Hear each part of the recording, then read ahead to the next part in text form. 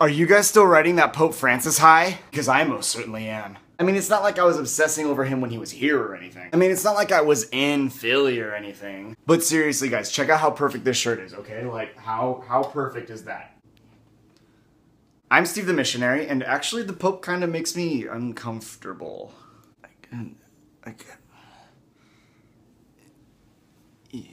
Okay, so Pope Francis did a bunch of awesome things when he came over here. He talked about freedom of religion in front of the White House. He came and celebrated families. He gave a speech to the joint session of Congress. Seriously, if you don't know how big a deal this is, ask your grandparents what people would have thought if the Pope wanted to come to Capitol Hill in like 1950. He got a standing ovation after saying the golden rule at that speech. A lot of people like stood up when the Pope said, "Do unto others as you would have done unto you," and then some people didn't stand up. We should like not vote for them. He said, "God bless America," in this adorable accent. He gave a speech on immigration in Spanish in front of Independence Hall. He drove like right in front of me, and then he like blessed the crowd that I was in, and like he turned around and like a little girl came up to him, and it was so cute, and I got to see it because I was right there. It was awesome. And then he like constantly told young people to get married already, and then unapologetically shook hands with Kim Davis.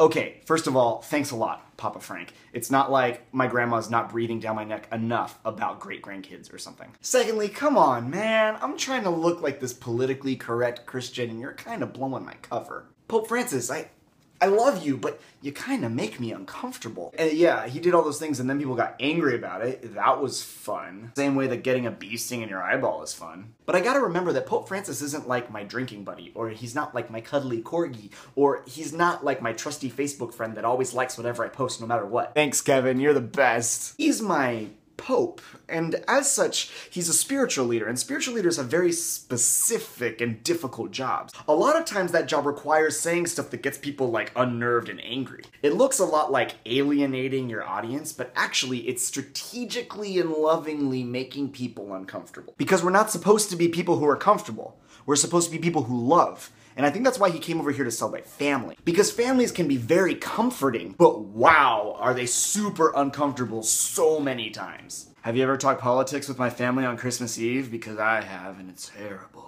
It's that combination of familiarity and comfort and discomfort that makes families this pressure cooker of learning how to love other people. It reminds me of Into the Woods, but that's like a different video. Someone is on your side, no one is alone. Yeah, he'll make a bunch of public speeches in the US and basically never use the word Jesus. And then he'll decry the death penalty, and then he'll shake hands with people that I don't like. And then he will give us these speeches about how we're supposed to tackle these huge problems like immigration and the climate, and never give us any tips or help on how to actually do it.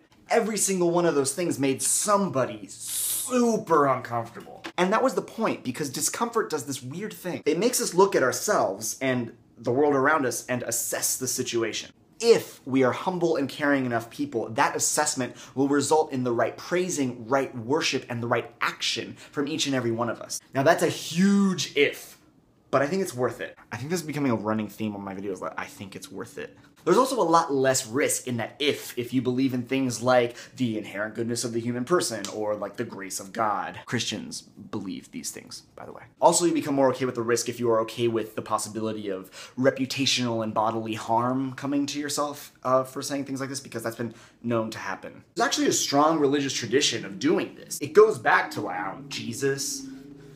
Comfort. It's nice. But we weren't made for it. We were made for love. I think I'm gonna be an emo kid for Halloween this year, and I'll see you next time. If you wanna see a much better internet Catholic talk about this, check out the Catholic Hipster in the doobly-doo. Just one more time on the back of the shirt, okay? Because is it not perfection? Oh man, I'm gonna wear this forever.